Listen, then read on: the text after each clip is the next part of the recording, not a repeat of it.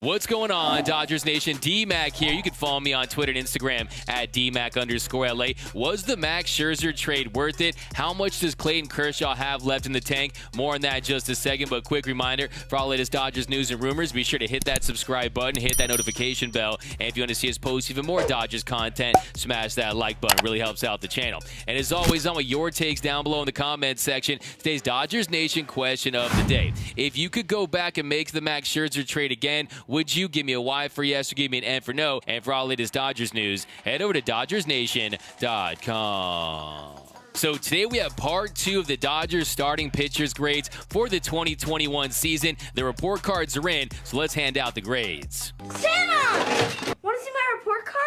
Think I did good? Okay, so before we get into the grades, here's a quick review of my grading scale. A equals elite, B equals baller, C equals average, D equals dude get it together, and F equals hashtag fail. So first up today is Mad Max. Max Scherzer, the Dodgers' big deadline splash. Now, looking back at this move, the Dodgers were going all in. They needed starting pitching after Dustin May went down. Gonsolin was dealing with injuries. Of course, Trevor Bauer was placed on administrative leave and missed the final 81 games plus the postseason, and they needed starting pitching. They needed an ace to carry this Dodger team, especially when you're considering the high stakes of the NL West. They were trying to chase the Giants, who ultimately won the division and set a franchise record with 107 wins. But it was a big all-in move by LA. They sent out their top 2 prospects in catcher Keibert Ruiz and pitcher Josiah Gray, but in exchange, they got Max Scherzer, the ace they were looking for, even though it did turn out to be a rental, and Trey Turner for the remainder of the season,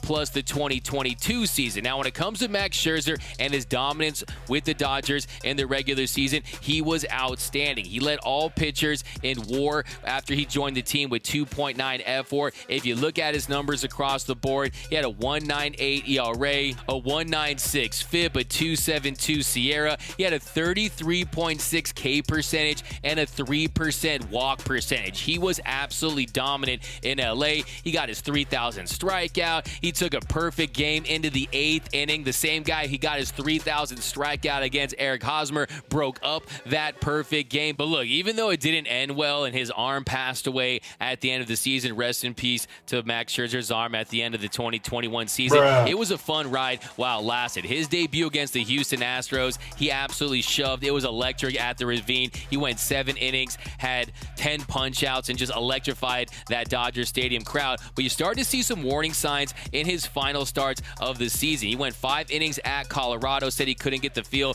for his off-speed stuff. He gave up 5 earned runs. And then in the Dodgers' big 1+4 comeback win against the Padres, he goes 5 1/3 innings, gives up 5 earned runs, allowed those 2 home runs. Now, and then against the Cardinals in the wild card game, you saw him struggle with command in that one. Wasn't able to give the Dodgers that length. Goes 4 1/3 innings, 92 pitches in that 4 1/3, but still just gave up 1 run and gave the Dodgers a chance to win, and they ultimately did with the CT3 walk-off, Mr. Ock Taylor. And he did pitch well against the Giants in their loss in Game 3 of the NLDS. He goes 7 strong, just 1 earned run, gave up that home run to Longoria, but he had 10 punch-outs, and in that game, he looked more like the Scherzer that we had come to expect since joining the Dodgers. That looked like the Scherzer that was going to put the team on his back for the remainder of the postseason, and it was actually the first game that the Dodgers lost with him on the mound. LA had previously gone 12-0 in his starts, and then he triumphantly gets the final 3 outs in Game 5 of the NLDS to close it out. A big moment for Scherzer and the Dodgers,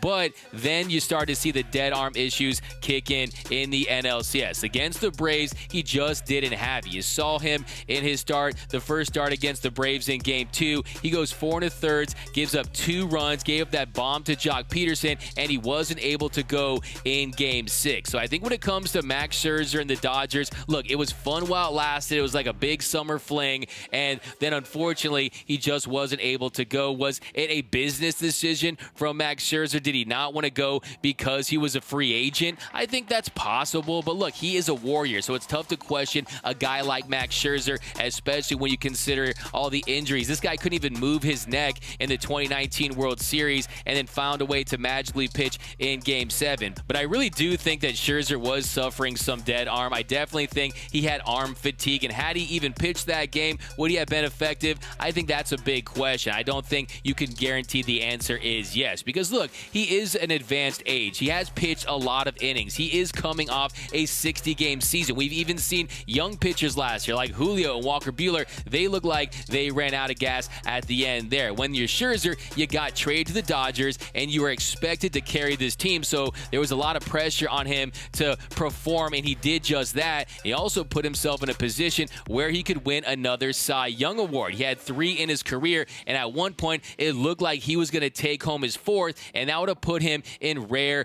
company. He would have been only the 5th player in Major League Baseball history to win a 4th Cy Young. He would have joined Greg Maddux, who has 4, Steve Carlton, who has 4, Randy Johnson, who has 5, and Roger Clemens, who has 7. So I think that he really emptied the tank. And look, he also made those comments how he didn't like how he was managed by the Dodgers, how they didn't allow him to build up to the point where he could do what he did in 2019 and pitch more innings as far as being a starter and coming out of the bullpen. But look, at the end of the day, I still think it was a worthwhile move by the Dodgers. It's just, unfortunately, along with Scherzer, other guys got injured. You got Clayton Kershaw, Max Muncy, Justin Turner, Walker Buehler, and Julio Urias were out of gas at the end of the year. But that team could have won a World Series had they stayed healthy. You're not going to change my mind on that. But as far as his grade for the Dodgers, I'm going to still give him an A. He was elite in LA, a 1.98 ERA. He led all pitchers in WAR at 2.9. So I still think it was a worthwhile move. It just, unfortunately, along with him suffering that dead arm, you had other guys go down. It's tough for a franchise to really see how a team is going to respond coming off a 60-game season. So I do think that that trade was worth it, especially when you consider the fact that the Dodgers know how to develop talent. You saw Keith Law's list of the top farm teams, the top farm systems in all of Major League Baseball. The Dodgers are number 1. They're going to continue to develop talent, and you have to cash in on that talent and get some win-now pieces if you think you have a realistic chance of winning the World Series. And I think last year, a 106-win Dodger team, they definitely did have just that. So let me know down below in the comment section. 1, do you think the trade for Max Scherzer was worth it? And 2, give me your grade for Mad Max in his time in LA. Let me know down below in the comment section. My name is DMAC. You can follow me on Twitter and Instagram at DMAC_LA. For all the latest Dodgers news, be sure to hit that subscribe button, hit that notification bell. And if you want to see us post even more Dodgers content, smash that like button. Really helps out the channel. For all the latest Dodgers Nation merch, head over to GearUp.LA. Download the new Dodgers Nation app for my Android and iPhone users. And until next time, think blue, bleed blue, and I'm out.